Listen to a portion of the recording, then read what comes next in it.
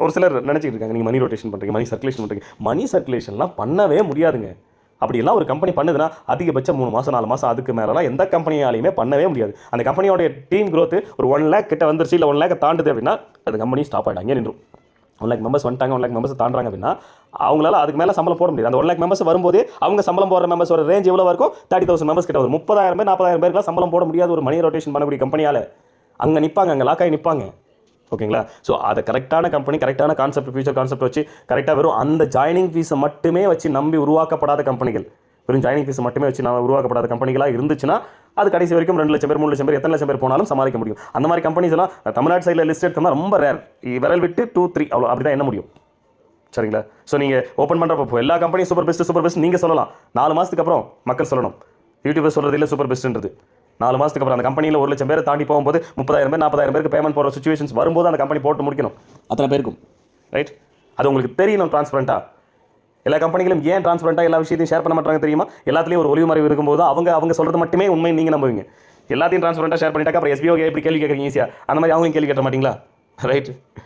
எஸ்பிஓக்கு பிரச்சனை கிடையாது. ஏன்னா நம்ம கான்செப்ட் அப்படி, ஃபியூச்சர் கான்செப்ட் அப்படி, அந்த ஃபியூச்சர் கான்செப்ட்டுக்கு இப்படி தான் இருக்கணும். இப்போ நம்ம ரன் பண்ணுறதுலாம் இது ஒரு டெமோ ப்ராசஸ் மாதிரி தான். இப்போ இவ்வளோ நாளாக நீங்கள் ஒர்க் பண்ணதெல்லாம் ஜஸ்ட் ஃபார் டெமோ ப்ராசஸ். ஒரு நமக்கான ஒரு ஃபேமிலியை கிரியேட் பண்ணும். அந்த ஃபேமிலியை வச்சு இனிமேல் தான் எஸ்பிஓ சம்பாதிக்க போகுது. என்னது இனிமேல் தான் சம்பாதிக்க போதா? எஸ்பிஓவில் இன்வெஸ்ட்மெண்ட்டே இல்லை, அப்படி எப்படி சார் எஸ்பிஓ சம்பாதிக்கும்? வருமானம் எஸ்பிஓக்கு வேணும்னா மக்கள்கிட்டருந்து ஜாயினிங் ஃபீஸாக வாங்கினாதான் கிடையாதுங்க. உங்களை ஈஸியாக பயன்படுத்தலாம். உங்களை பயன்படுத்தி நிறைய மெத்தட்ஸில் இன்கம் சம்பாதிக்கலாம், நிறைய விஷயங்களை பண்ண முடியும். அத்தனை இடத்துல தான் கமிஷன் வரப்போகுது, அவ்வளோதான்.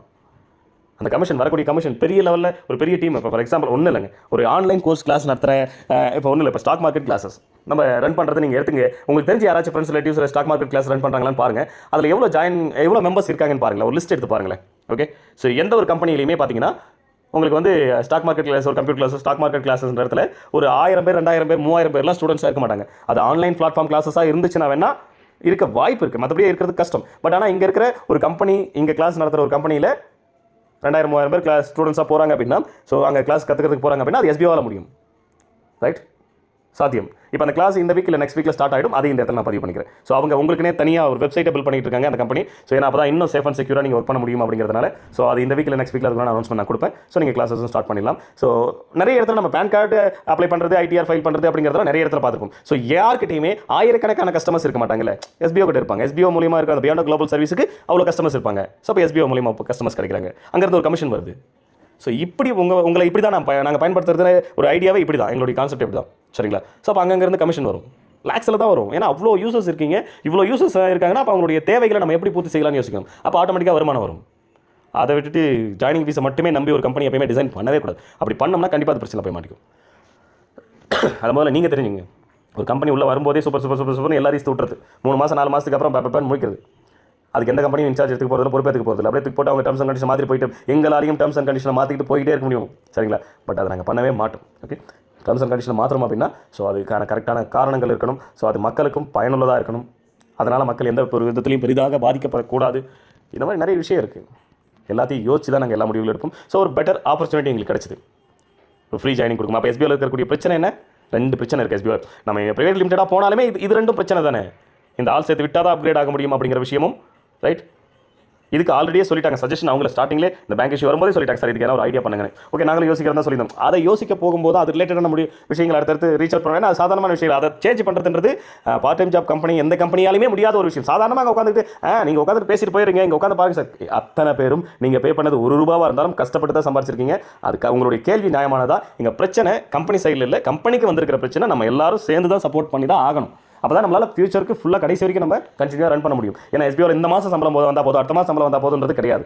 எஸ்பிஓவில் லைஃப் டைம் நீங்கள் இருக்கணும். என்றைக்குமே உள்ள வரவங்களே எங்களுக்கு வெளியே தருத்தணுன்றது ஐடியாவே கிடையாது. அது முதல்ல தெரிஞ்சுங்க. ஸோ உங்களை கடைசி வரைக்கும் ஒருத்தர் கூட வெளியே போகாமல் வெளியே போனவங்களையும் எப்படி உள்ள கொண்டு வர வைக்கிறதுன்னு யோசிப்பாங்க. அப்படி தான் இன்றைக்கி வரைக்கும் உள்ள வந்துட்டு இருக்காங்க. ரைட்? சரிங்களா? பட் அதுக்கும் இனிமேல் கண்டிஷன் வைக்க சொல்லிட்டாங்க, உள்ள வந்து ஐபி அட்ரஸ் மறுபடியும் வரக்கூடாது அப்படின்னு சொல்லிட்டு. ரைட்? இன்கேஸ் வெளியே போயிட்டாங்கன்னா. ரைட்? பட் 3% தான் ஓட் பண்ணியிருக்கீங்க. ரைட்? அதனால் அந்த பிரச்சனையும் கிடையாது இனிமேல் எஸ்பிஓவில். ஓகே? ஸோ அப்போ இந்த தடவை யாரையும் நம்ம வெளியே அனுப்பிட்டு மறுபடியும் உள்ள கொண்டு வந்துட்டு சார் நான் தெரியாமல் ரீஃபண்ட் வாங்கிட்டு அதை கேன்சல் பண்ணுங்க. ஒன்றும் இல்லை, இப்போ லாஸ்ட் டைம் கேன்சல் பண்ண சொல்லி ரீஃபண்டபிள் ரிக்வஸ்ட் கொடுத்துட்டு அதை கேன்சல் பண்ணுங்கன்னு சொல்லி எவ்வளோ ரிக்வஸ்ட் வந்துச்சு. ரைட்?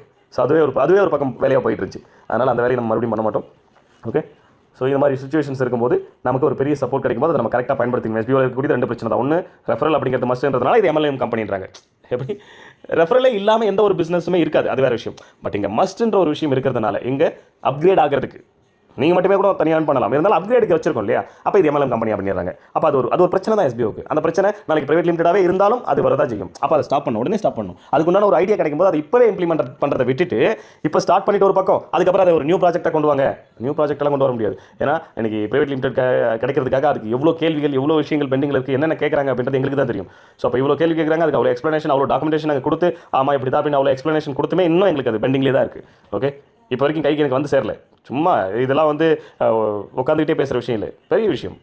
அப்போ நம்ம சைடில் ஒரு மைனஸ் கூட இருக்கக்கூடாது. எஸ்பிஓ மறுபடியும் ப்ரைவேட் லிமிடெட் கம்பெனியாக மாறுதுன்னா அது சாதாரணமான விஷயம் இல்லை. அப்போ அதுக்குள்ளே நம்ம போகிறோம் அப்படின்னா பக்காவாக இருக்கணும். எப்படி எஸ்பிஓவை பார்த்து ஒரே ஒரு வாய் கூட தரக்கூடாது. எஸ்பிஓ பார்த்து அது யூடியூபர்ஸாக இருக்கட்டும், கமெண்ட்டில் போய் பேசுகிறவங்களா இருக்கட்டும், ப்ரைவேட் மெசேஜில் பேசுகிறவங்களா இருக்கட்டும், கவர்மெண்ட் சைட்லையுமே கூட இருக்கட்டும், எஸ்பிஓ பார்த்து கேள்வியே வரக்கூடாது. அப்படி ஒரு கான்செப்ட் கொண்டு வரணும். அது அப்போ நம்ம அதுக்கு தேவையான விஷயம் என்ன, அந்த ஃபியூச்சர் கான்செப்ட் அது வந்தால் தான் நம்மளை வெளியிலேருந்து பார்க்குறவங்களுக்கு இப்போ வரைக்குமே ரெஃபர் பண்ண சொல்கிறாங்கப்பா. ஓகே, எல்லாத்தையும் வெப்சைட்டில் போட்டு தான் இருக்காங்க, எல்லாமே கரெக்டாக தான் பண்ணுறாங்க, இன்வாய்ஸ்லாம் கூட கொடுக்குறாங்க, நம்ம கட்ட பணத்துக்கு க்ளோஸ் வைஸ் தான் கொடுக்குறாங்க. இருந்தாலும் ஆள் சேர்த்து வரது எம்எல்எம் கம்பெனிங்க வந்துருது. அந்த பேர் அது இருக்கக்கூடாது. ப்ரைவேட் லிமிடெட் எஸ்பிஓக்கு அது இருக்கக்கூடாது. ஓகே, அடுத்தது ஜாயினிங் ஃபீஸ் வாங்குறாங்களா, அப்போ மணி ரொட்டேஷன் பண்ணுறாங்க, மணி சர்க்குலேஷன், அது அவ்வளோதாங்க. அந்த கம்பெனி ரன் ஆகாதுங்க, இழுத்து முட்டு போயிடுவாங்க அந்த கம்பெனி. இப்போ இந்த பிரச்சனை ப்ரைவேட் லிமிடெட் எஸ்பிஓக்கு இருக்கக்கூடாது. ஸோ நாங்கள் டிசைட் பண்ண விஷயம் இந்த 2 கேள்வியும் எஸ்பிஓவில் இருக்கவே கூடாது. ஏன் பண்ண முடியாது? அந்த மாதிரி ஒரு பிஸ்னஸ் பண்ண முடியாதா என்ன? கண்டிப்பாக எங்களால் முடியும். எங்கள் ஃபியூச்சர் கான்செப்ட் அது, அதுக்காக தான் ஓடிட்டு இருக்கோம். நாங்கள் அதை பண்ணுறோம். நாங்கள் அப்போவே சிம்பிளாக போட்டிருந்ததுலேயே எங்களால் பண்ண முடியுன்ற நம்பிக்கை இருக்கும்போது இப்போ எங்களுக்கு கிடைச்சிருக்கிற கான்செப்ட் அது வந்துச்சு, கிட்ட வந்துருச்சு இல்லை, மறுபடியும் கூடிய சீக்கிரம் அதை நான் உங்களுக்கு பிளான் எக்ஸ்பிளைன் பண்ண போகிறேன். எஸ்பிஓ இந்த பார்ட் டைம் ஜாப் அப்படிங்கிற அந்த கேட்டகரியிலேருந்து விலகி இன்னொரு பார்ட் ஆஃப் கேட்டகரிக்குள்ளே போக போது அது என்ன அப்படிங்கிற ஒரு விஷயத்தை சீக்கிரமாக அனௌன்ஸ்மெண்ட் நான் கொடுப்பேன். ஓகே, அப்போ தெரியும் ஒரு பார்ட் டைம் ஜாப் கம்பெனியால் இவ்வளோ பெரிய விஷயத்தை பண்ண முடியுமா, அது எப்படி பாசிபிள்.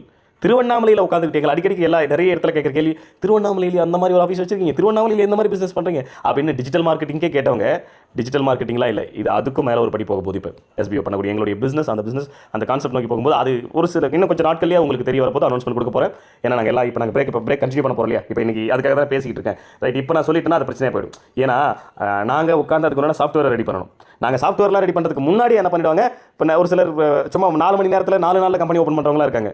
ரைட், அவங்களாம் என்ன பண்ணுவாங்க, பிடிஎஃப்ல உட்காந்து ரெடி பண்ணி இல்லை ஒரு வேர்ட்ப்ரெஸ் இன்ஸ்டால் பண்ணி டக்குன்னு ரெடி பண்ணிட்டு பிளான் லான்ச் பண்ணி அழகாக என்ன பண்ணிடுவாங்க, முடிஞ்ச அளவுக்கு நாங்கள் கொஞ்ச நாள் லீவ் எடுத்து சாஃப்ட்வேர் ரெடி பண்ணி வரதுக்குள்ளே அவங்க கம்பெனி ஸ்டார்ட் பண்ணி பயங்கர ஸ்பீடில் பேமெண்ட் போட்டு கடற்கடன்னு வந்த வரைக்கும் லாபம் எடுத்துகிட்டு ஓடிவிடும். அப்படி தான் நிறைய பேர் நடந்துட்டு இருக்கு. ஒரு சிலருடைய கொஸ்டின், இன்னைக்கு வந்து சின்ன கம்பெனிலாம் பயங்கரமாக பண்ணுறாங்க, உங்களால் ஏன் முடியல? எனக்கு தெரிஞ்சு தமிழ்நாட்டிலே 1 2 அவ்வளோதான், எஸ்பிஓ இல்லாமல் 1 2 அவ்வளோதான் கம்பெனிஸே கரெக்டான கான்செப்ட்டில் கரெக்டாக போயிட்டு இருக்குதுன்னு எனக்கு தெரிஞ்சு. மற்ற நீங்கள் சொல்கிற கம்பெனி எதுவுமே நான் சொல்கிற ஒரு லிஸ்ட்டுக்கு மேலே போகாது. சரிங்களா? சின்ன கம்பெனிலாம் சூப்பராக பண்ணுறாங்கன்னு சொல்கிறது எல்லாமே நான் சொன்னேன் இல்லையா, ஃபஸ்ட்டு ஒரு 30,000 பேர் 40,000 பேர் வரைக்கும் மட்டும்தான் அவங்களால பேமெண்ட் போட முடியும். அவங்களுடைய டோட்டல் டீம் க்ரோத்தோட வேல்யூ ஒரு 1 lakh people அப்படிங்கிறத கிராஸ் பண்ணுது அப்படின்னா அவங்களுக்கு சேலரி போட வேண்டிய பர் மந்த் சேலரி போட வேண்டிய கெப்பாசிட்டி எவ்வளோ வரும்? 30,000 to 40,000 மெம்பர்ஸ்க்கு மேலே வரும். அதுக்கு மேலே தான் ஒரு மாதம் கம்மியாக வராது. அவ்வளோ பேர் வரும்போது அந்த கம்பெனி நின்றுடும். நீங்கள் சொல்கிற அத்தனை கம்பெனியும் அது வரைக்கும் எவ்வளோ ஸ்பீடு வேணாலும் ஓடும், பயங்கர ஸ்பீடில் ஓடும். பட் எஸ்பிஓ அவ்வளோ ஸ்பீடில் ஓடாதுங்க. ஏன்னா எங்கள் கான்செப்ட் கரெக்டாக ஜாயினிங் இருக்கிறது இல்லை, என் காலத்துக்கும் எனக்கு அடுத்த காலத்துக்கும் சொல்லிட்டு நாங்கள் பிளான் போட்டிருக்கோம். ஸோ அப்போ அதோடைய நோக்கம் என்னவோ அதுக்கு தான் அவங்க ஓடுவோம், அதுக்கேற்ற மாதிரி தான் நாங்கள் ரன் பண்ணுவோமே தவிர உடனே இவ்வளோ ஜாயினிங் ஒரே மாதத்தில் எத்தனை ஜாயினிங் எங்களுக்கு அவ்வளோ ஜாயினிங்லாம் தேவையில்லைங்க. இப்போ ஃப்ரீ ஜாயினிங் கொடுத்துட்டோம், நினச்சி பார்க்க முடியாத அளவுக்கு வரும், அது உங்களுக்கே தெரியும். கரெக்டாக அப்போ பார்த்துக்கிறோம். சரிங்களா? மெம்பர்ஸ் சொல்ல வரதெல்லாம் பெரிய விஷயமே இல்லை. ஓகே, அவன் அத்தனை பேருக்கும் நம்ம சம்பளம் போடணும், அதுக்கான ஐடியாவை யோசிக்கணும். சரிங்களா? அது ரொம்ப இம்பார்ட்டன்ட். அதை விட்டுட்டு நம்ம இங்கே உட்காந்துட்டு இந்த கம்பெனி சூப்பராக பண்ணிட்டு அந்த கம்பெனி சூப்பராக பண்ணுறதுலாம் விஷயமே கிடையாது. ஓகே, இங்கே என்ன அப்படிங்கிறத யோசிக்கணும். அந்த கம்பெனிலாம் நான் சொன்ன இந்த லெவலில் தாண்டுதா அப்படின்னு எனக்கு ப்ரூவ் பண்ணுங்கள். அவங்க சொல்கிறாங்க, அந்த கம்பெனியில் சொல்கிறாங்கன்றதெல்லாம் நான் ஏற்றுக்க மாட்டேன். ரைட், இந்த மாதிரி நிறைய போய்கிட்டு இருக்குது. நம்ம கான்செப்ட் வேறு, எங்களுடைய கான்செப்ட் கடற்கடன்னு ஓடுறது இல்லை. ஓகே, ஸ்பீடாக ஓடணும்னா டக்குன்னு நின்றுவோம், ஒரே சீராக போகணும். நாங்கள் கொஞ்சம் பொறுமையாகவே போகிறோம், நாங்கள் இன்னும் ஸ்பீடாக போகவே ஆரம்பிக்கல. மேபி ஃபியூச்சர் கான்செப்ட்டில் இப்போ இந்த பிரேக் அப்புறம் மறுபடியும் இந்த பிரேக் அப்புறம் வரக்கூடிய கான்செப்ட் வேணால் ஸ்பீடாக போக ஸ்டார்ட் பண்ணலாம். ஆனால் அப்போ கூட அவ்வளோ ஸ்பீடாக போயிட மாட்டோம், பொறுமையாக தான் போகும். உங்களுக்கு தேவையான விஷயங்களை பண்ணியிருக்கேங்க. சரிங்களா? ரைட், என்ன அப்படின்னு பார்த்தோம்னா எஸ்பிஓவில் பழைய எஸ்பிஓவில் சார் எல்லாம் okay sir, side ready sir, பக்கா சார், அந்த பிரச்சனை விட்டுருங்க. ஆக்டிவேஷன் கூட ஓகே சார், வந்துருச்சு ஓரளவுக்கு கரெக்டான ஆக்டிவேஷன் பண்ணிடுங்க, ஆக்டிவேஷன் பிரச்சனை இல்லை சார், அதுவும் ஓகே சார். ரைட், இப்போயும் ஃப்ரீ ஜாயினிங் சொல்லிட்டீங்க, அப்போ அது வந்துச்சுன்னா அப்போ இந்த ஆக்டிவேஷன் பற்றி கவலையப்பட தேவை, எல்லாருக்கும் ஆக்டிவேஷன் பண்ணிடுவீங்க, அதுவும் ஓகே சார், சூப்பர் சார். ஏன்னா அது ஆட்டோமேட்டிக் தான், அதில் ஆக்டிவேஷனுக்கு ஒரு வேலையே கிடையாது. ஃப்ரீ ஜாயினிங்கில் என்ன ஆக்டிவேஷன் வேண்டி இருக்குது? அது மாதிரி ஆக்டிவேஷன் ஆகிட்டு போயிட்டே இருக்க வேண்டியது, அவங்க பண்ணிட்டு போயிட்டே இருக்க வேண்டியது தான். அதில் என்ன ஆக்டிவேஷன் ஒரு ப்ராசஸ் வேண்டியிருக்கு, அது கூட ஓகே சார். அந்த சேலரி மட்டும் கொஞ்சம் சீக்கிரம் எங்களுக்கு வந்தால் பெட்டராக இருக்கும் சார். நாங்கள் ரிக்வஸ்ட் கூட மந்த்லி ஒன்ஸ் கூட கொடுக்குறோம் சார். ஆனால் ரிக்வஸ்ட் கொடுத்தா கொஞ்சம் சீக்கிரம் வர மாதிரி பண்ணுங்கள் சார். இதுதான் அதிகபட்ச ரிக்வஸ்ட்டாக இருந்தது. அதுக்கும் ஆப்ஷன் பண்ணியிருக்கோம். இப்போ நம்ம இந்த ஒர்க்கெல்லாம் தான் பண்ண போகிறோம். இப்போ கண்டினியூ ஆகிற பிரேக்கில் அதுக்கும் ஆப்ஷன் வச்சுருக்கோம். வித்ராவல் நீங்கள் சம்பாதிக்கக்கூடிய பணத்தை எஸ்பிஓலேருந்து எடுக்கணும்னா உங்களுக்கு இருக்கிற ஒரே கான்செப்ட் வித்ராவல் ரிக்வஸ்ட்னு ஒன்று ஆப்ஷனை எஸ்பிஓ மந்த்லி ஒன்ஸ் எனேபிள் பண்ணுவாங்க. அந்த டேட் செக் பண்ணி பார்த்துக்கிட்டே இருந்து நோட்டீஸ் போர்டு செக் பண்ணி பார்த்துக்கிட்டே இருந்து அந்த டேட்டுக்கு நீங்கள் ரிக்வஸ்ட் கொடுத்துட்டீங்க அப்படின்னா அது ஒரு 1 மந்த்ன்றது 1.5 மந்த் கூட ஆகிடுது. ஃபஸ்ட்டெல்லாம் 2 மந்த்ஸ் ஆச்சு, அப்புறம் 1.5 மந்த் ஆச்சு, அப்புறம் 1 மந்த் ஆச்சு, இப்படி வந்துச்சு. முதல்ல 1 மந்த்துக்கு மேலே தான் ஆகுது, சீக்கிரமாக வந்து சேர மாட்டேன். 1 மந்த்துக்கு மேலே தான்றது எல்லாருக்குமே நான் சொல்கிறேன். 1 மந்த்துக்கு அப்புறம் தான் எல்லாருக்குமே போகிறது இல்லை. 1 வேணும் பேட்ச் போட்டுகிட்டே இருக்காங்க, ஃபுல்லாக கம்ப்ளீட்டாக 1 மந்த்துக்கு மேலே ஆகிடுது. ஸோ அப்போ இந்த நாம் சம்பாரித்த இந்த பணத்தை நீங்கள் வெளியே எடுக்கிறதுக்கான ஆப்ஷனை ஆப்ஷன்ஸ் அந்த வித்ட்ராவல் ரிக்வஸ்ட்ன்ற அந்த ஆப்ஷன் மட்டும் இல்லாத இன்னும் ஒரு 2 or 3 ஆப்ஷன்ஸாக கொண்டு வரும் எஸ்பிஓவில். ஒரு 3 மெத்தடில் நீங்கள் சம்பாரித்த பணத்தை எடுத்துக்க முடியும். இன்னும் குயிக்காக சீக்கிரமாக இன்னும் குயிக்காக எடுத்துக்கிற ஆப்ஷன். ஸோ டீட்டெயிலாக இப்போ சொல்லிட முடியாது, அதுதான் விஷயம். ஆல்ரெடி இருக்குது, பிளான் இருக்குது அப்படின்ற பட்சத்தில் சரி இன்றைக்கி கம்ப்ளீட் பண்ணிவிட்டு அந்த பிளான்ஸ் எல்லாம் இருந்தாலும் ஓப்பனாக நான் சொல்ல முடியாது இல்லையா, ஷார்ட்டாக சொல்கிறேன். ஓகே, இன்னும் குயிக்காக ஒரு 3 மெத்தட்ஸில் ஆல்ரெடி 1 மெத்தட் எடுத்திருந்தோம், அடிஷனலாக இன்னும் ஒரு 2 மெத்தட் ஆட் பண்ணுறோம். இன்னும் ஒரு 2 மெத்தடில் இன்னும் குயிக்காக எடுக்க போகிறோம் அந்த பேமெண்ட்டு. ஓகே, ஸோ உங்களுடைய அடுத்த கோரிக்கை அதுதானே இருந்துச்சு, அதுவும் சரி பண்ணியாச்சு. கமிங் எஸ்பிஓவில் அது அனௌன்ஸ்மெண்ட் வரும்போது உங்களுக்கு தெரியும், பிளான் லான்ச் ஆகும்போது தெரியும். sboweb2.org.in. ஸோ இதுக்குள்ளே என்ன இருக்கும், ஒன்றுமே இருக்காது இன்றைக்கி, ரைட். ஆனால் பிளான் லான்ச் ஆகும்போது ஓப்பனாக உங்களுக்கு அந்த இடத்துல ஷோ ஆகிடும் எப்படியெல்லாம் நம்ம பேமெண்ட்டை நம்ம ஏர்ன் பண்ணக்கூடிய அமௌண்ட்டை வெளியே எடுக்க முடியும் எஸ்பிஓலேருந்து, என்னென்ன மெத்தட்ஸ் அதுக்கு இருக்குது அப்படிங்கிறத உங்களுக்கு சொல்லிவிடும். ஓகே, ஸோ அந்த மாதிரி எல்லாமே யோசிச்சிருக்கோம் எஸ்பிஓவில். நம்ம எக்ஸ்டெண்ட் பண்ணக்கூடிய டேட்ஸ் இந்த ஒர்க்குக்கெல்லாம். ஸோ இந்த ஃப்ரீ ஜாயினிங்கில் வரணும் அப்படின்னா டோட்டலாக அந்த கான்செப்டே மாற்றணும், A to Z எல்லாத்தையும் மாற்றணுங்க. ஏன்னா இங்கே எல்லாமே எஸ்பிஓவில் அப்கிரேட்லேருந்து நீங்கள் வாங்கக்கூடிய பர் ஆர்டிகல் ரீடிங்கான இன்கம் வரைக்கும், அந்த ரிவ்யூக்கான இன்கம் வரைக்கும் எல்லாத்துக்குமே இன்ட்ரோ போனஸ்லேருந்து அந்த position team leader, BDO officer, supreme leader அந்த பொசிஷனுக்கு நாங்கள் செட் பண்ண சாஃப்ட்வேர் வந்து A to Z எல்லாமே பார்த்தீங்கன்னா based on team count. Correct தானே? இப்போ அது எல்லாத்தையுமே நாங்கள் டோட்டலாக மாற்ற ஆரம்பிக்கும். ஏன்னா ஃப்ரீ ஜாயினிங் போது டீம் எல்லாம் அடுத்த 3 மணி நேரத்தில் ரீச் ஆகிடும். சரிங்களா? கரெக்டான பர்சன்ஸ்லாம் ஒர்க் பண்ணாங்கன்னா 2 நாளில் எஸ்பிஓ கமெண்ட்ரா மாறிடலாம். அது எப்படி பாசிபிள் ஆக முடியும், ரைட்? ஸோ அப்போ அந்த பொசிஷனில் இப்போ இவ்வளோ நாளாக கஷ்டப்பட்டவங்களுக்கு அப்போ அவங்களுக்கு வித்தியாசம் இல்லாத போய்டுமா இல்லையா, ரைட்? அப்போ டோட்டலாக சாஃப்ட்வேர் மாற்றணும். இந்த சுச்சுவேஷன் இருக்கும்போது எப்படி எஸ்பிஓ நாங்கள் ஒரு பக்கம் ரன் பண்ணிகிட்டே இருக்கோம், நீங்கள் அந்த அந்த கான்செப்டை புதுசாக கொண்டு வாங்க சார்.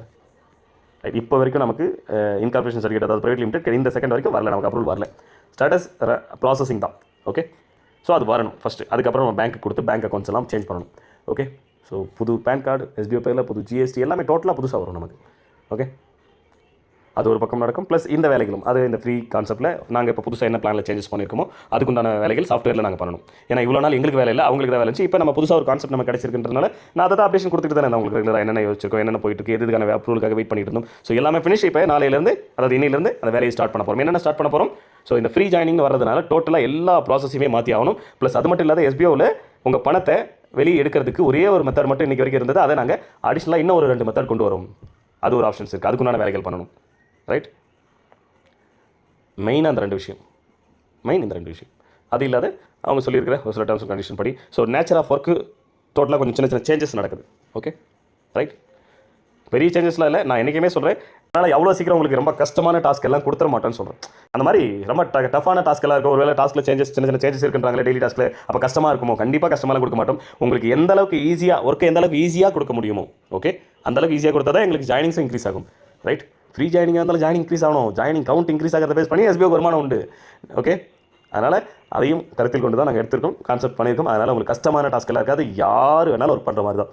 இப்போ இவ்வளோ நாளாக எப்படி எஸ்பிஓவில் படித்தவங்க படிக்காத அந்தளவுக்கு நாலேஜ் இல்லாதவங்க கூட ஒரு மொபைல் ஆக்சஸ் பண்ண தெரிஞ்சால் போதும் அவங்க எஸ்பிஓவில் ஒர்க் பண்ணலான்ற ஒரு ஆப்ஷன் இருந்துச்சோ அதே மாதிரி தான் கம்மிங் எஸ்பிஓவும் இருக்கும், கஷ்டமெல்லாம் இருக்காது.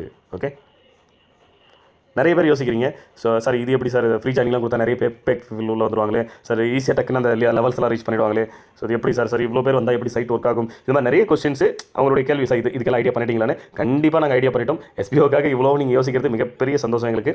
கண்டிப்பாக அது எல்லாம் ஐடியா பண்ணியிருக்கோம். ரைட், என்ன மாதிரி எவ்வளோ ஜாயினிங்ஸ் வரும், அதை எப்படி ஹேண்டில் பண்ணணும், உங்களுக்கு எப்படி டாஸ்க் கொடுக்கணும், ரைட்டு, சைட்டில் எந்த இஷ்யூ இல்லாத எப்படி ரன் பண்ணணும், எல்லாமே நாங்கள் யோசிச்சு தான் பிளான் பண்ணியிருக்கோம். நாங்கள் ஒரு செட்டப் லிமிட் இவ்வளோ பேர் வருவாங்க, இவ்வளோ பேர் ஹேண்டில் பண்ணணும், அதெல்லாம் உட்காந்து இப்போவே பிளான் பண்ணி தான் கொண்டு போகிறோம். அதுக்குண்டான ப்ராசஸ் தான் இன்னிலேருந்து ஸ்டார்ட் பண்ண போகிறோம். ஓகே, ஸோ இந்த வேலைகள் எங்களுக்கு எடுத்துக்கூடிய டைம் பார்த்தீங்கன்னா கிட்டத்தட்ட minimum 40 days. Okay, maximum 45 days. ஏன்னா இந்த ஒர்க்கை நாங்கள் தான் செய்ய போகிறோம். நானும் என் கூட இருக்கிற டெவலப் டீமும் மட்டும்தான் இந்த வேலையை செய்ய போகிறோம். ஸோ இது நாங்கள் கவர்மெண்ட் நம்பி அந்த அப்ரூவலுக்காக வெயிட் பண்ணுறோம் இல்லையா, அந்த மாதிரி அப்ரூவலுக்காக வெயிட் பண்ணுற ஒரு விஷயம் கிடையாது. மற்ற கம்பெனிக்கிட்ட இருந்து நமக்கு அப்ரூவல் வந்து வரதுக்காக இப்போ ஒரு 1 வீக்காக வெயிட் பண்ணிட்டு இருந்தோம் இல்லையா, அந்த மாதிரி வெயிட் பண்ண போகிறது இல்லை. இது நானும் கூட இருக்கிற என் கூட இருக்கிற டெவலப் டீமும் சேர்ந்து செய்கிற வேலை அப்படிங்கிறதுனால இதை நாங்கள் தான் டிசைட் பண்ணியிருக்கோம். ஸோ இது நம்மளால் எவ்வளோ நாளில் முடிக்க முடியும், ஸோ மினிமம் 40 days, மேக்ஸிமம் 45 daysக்குள்ளே முடிஞ்சிடும். ஓகே ரைட், மேக்ஸிமம் 45 daysக்குள்ளவே முடிஞ்சிடும். இதுதான் நாங்கள் ஏன்னா என்னென்ன ஃபங்க்ஷன்ஸ் அழகாக லிஸ்ட்டு போட்டு எந்தெந்த ஃபங்க்ஷன் எவ்வளோ நாட்களுக்குள்ளே முடியும், எது யார் ஒர்க் பண்ணால் எவ்வளோ நாளில் முடியுன்றது ஒரு லிஸ்ட் அழகாக மேக் பண்ணியிருக்கோம். ஸோ அதை பேஸ் பண்ணி தான் இந்த அனௌன்ஸ்மெண்ட்டை உங்களுக்கு நான் இப்போ கொடுக்குறேன். ஸோ மேக்ஸிமம் 45 daysக்குள்ளே நம்மளால் அந்த புது சாஃப்ட்வேரில் சேஞ்சஸ். ஓகே, SBO போர்ட்டல் அந்த சாஃப்ட்வேருக்குள்ளே ஒரு புது சேஞ்சஸ் ஒன்று கொண்டு வர போகிறோம். டோட்டலாக அது புதுசு மாதிரி தான் இருக்கும். ஏன்னா உங்களுக்கு வெளியே எதுவும் பெருசாக தெரிய போகிறதில்ல, உள்ள அந்த மேஜர் ஃபங்க்ஷன்ஸ் எல்லாமே டோட்டலாக சேஞ்ச் பண்ணுறோம்ல இப்போ. ஸோ அந்த வேலைக்கெல்லாம் ஃபுல்லாக சேஞ்சஸ் அப்படிங்கிறது எப்படி இருக்க போகுது அப்படிங்கன்னா, இப்போ இந்த 45 daysக்குள்ளே அந்த விஷயத்தை சேஞ்ச் பண்ணி முடிச்சிடும். ஸோ அப்போ இன்னையிலேருந்து ஒரு 45 days மறுபடியும் நம்ம SBO பிரேக் விட போகிறோம். ரைட், உங்களுடைய இடத்துலேருந்து பார்க்கணும் அப்படிங்கிறதுலாம் கரெக்ட் தான். உங்களுடைய இடத்துலேருந்து நாங்கள் பார்க்கணும்னா அதுக்கு முதல்ல கம்பெனி கரெக்டாக இருக்கணும்ல, கம்பெனி கரெக்டாக ரன் ஆகணும்ல, கம்பெனிக்கு எந்த பிரச்சனையும் வராமல் இருக்கணும்ல, அதையும் நம்ம பார்க்கணும்ல. ரைட், அப்போ தானே நாங்கள் உங்களுக்காக யோசிக்க முடியும். நாங்கள் உங்களுக்காக யோசிக்கணும் ஃபஸ்ட் நாங்கள் இருக்கணும். ரைட், நாங்கள் கரெக்டாக இருக்கணும். அதுதான் இப்போ SBO பண்ணுது. இப்போ இந்த பிரேக்கில் சம்மந்தமே இல்லாத திடீர்னு ஒரு பிரேக் வந்துச்சு இல்லையா, நல்ல பீக்கில் போயிட்டு இருந்துச்சு ஜாயினிங்லாம், திடீர்னு சடன் பிரேக் அடிச்ச மாதிரி ஒரு நாள் ஒரு அனௌன்ஸ்மெண்ட் ஒரு பிரச்சனை வந்து நினைச்சு இல்லையா, இது நமக்கான ஒரு இஷ்யூ. இந்த இஷ்யூ நம்ம எல்லாரும் சேர்ந்து தான் கரெக்ட். நான் எதுக்கு சார் அப்படின்னு நினச்சிங்கன்னா, ஸோ அந்த மாதிரி நினைக்கிறவங்க தான் எங்களுக்கு வேணான்னு சொல்கிறோம். ஸோ இப்போ கூட சொல்கிறேன், 3% ஆஃப் பீப்புள் தான் கொடுத்துருக்கீங்க ஓட்டிங்க. இப்போவும் நான் சொல்கிறேன், sbotvm@gmail.com, sbotvm@gmail.com. எனக்கு SBO மேலே நம்பிக்கை இல்லை. SBOவுக்காக நான் இன்னும் ஒரு 45 days என்னால் வெயிட் பண்ண முடியாது. நான் மறுபடியும் SBOவில் ஒர்க் பண்ணவும் விரும்பலை. இவங்க இப்படியே தான் பிரேக் விட்டுட்டு இருப்பாங்க. எவ்வளோ பிரேக் விட்டாலும் SBOவில் சேலரி கரெக்டாக வருன்றது அப்புறம், பட் பிரேக் விட்டால் எங்களுக்கு பிடிக்காதுங்க. அதனால் நான் இந்த கம்பெனியில் இனிமேல் இருக்க விரும்பலை அப்படின்னு நினைக்கிற யாராக இருந்தாலும் தாராளமாக நீங்கள் என்ன பண்ணலாம், sbotvm@gmail.comக்கு யாராக இருந்தாலும், new members, old members, payment எடுத்தவங்க எடுக்காதவங்க யாராக இருந்தாலும் ஓகே, நீங்கள் ரிக்வெஸ்ட் கொடுக்கலாம். I want refund, okay, I want my refund. நீங்கள் பே பண்ண பணத்தை திரும்ப பெற்றுக்கொள்ளலாம். எங்களுடைய நியூ பேங்க் அக்கௌண்ட்ஸ் கிடச்சதும் அதிலிருந்து அந்த பணத்தை நாங்கள் போட்டுருவோம். நாங்கள் ரெடி தான்.